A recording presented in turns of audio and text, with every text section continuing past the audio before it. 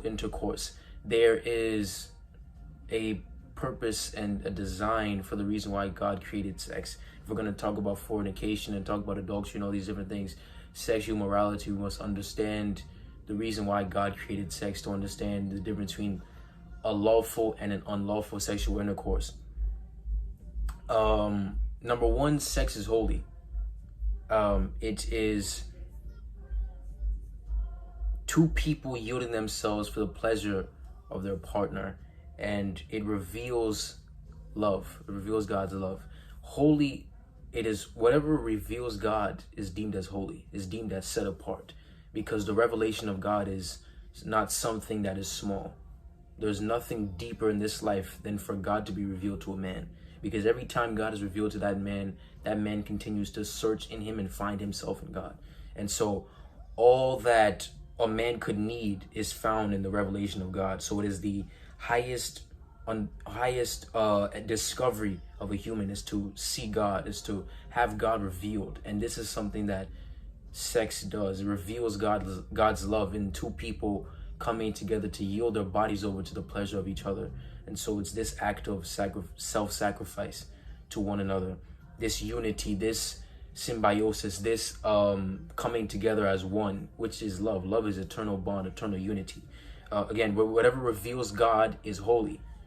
See, so love therefore is holy. Love is the highest revelation or the highest realization, and God himself is love. God doesn't have love, God is love. The Bible says in 1 John 4:8, anyone who does not love God, does not know God, because God is love. And again in 1 John 4:8, in the Amplified Version, it says, the one who does not love has not become acquainted with God, does not and never did know him, for God is love. He is the originator of love, and it is an enduring attribute of his nature. So God doesn't have love, he doesn't give love, he is love. So love therefore is not a feeling, it's a person. Love is God. And whatever reveals God is holy, because God is holy. So love therefore is holy. Whatever reveals love is holy. It's not something to be taken lightly. That's what holiness means. It means something that shouldn't be dealt with as uncommon, as some just trashy thing. No, it's special. It's sacred. It's something, it's of grave importance. You don't take it small. You don't take it lightly. Like when you have your most expensive item in your house, you put it in a special shelf. You don't throw it with everything else, because it's holy, it's separate, it's special to you. You see, it's a prized possession. And so the revelation of God is the most valuable thing in this world. And that is what love does. So, or that kind of intercourse. So there's the natural purpose for sex, which is of course the human society, humans being able to reproduce and continue to grow in this earth. That's just the natural purpose. But behind that natural function is also a spiritual function. You see?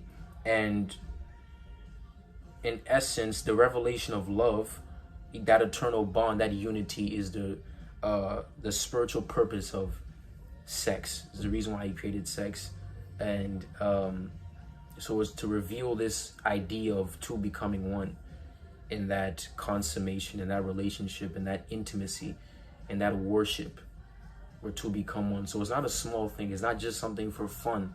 That's how we've taken it, because we've lost the revelation of God in it.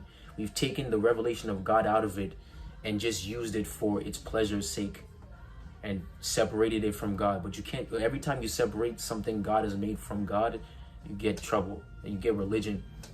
Every time you separate God from a thing, you get something that's not going to fulfill its purpose. So what makes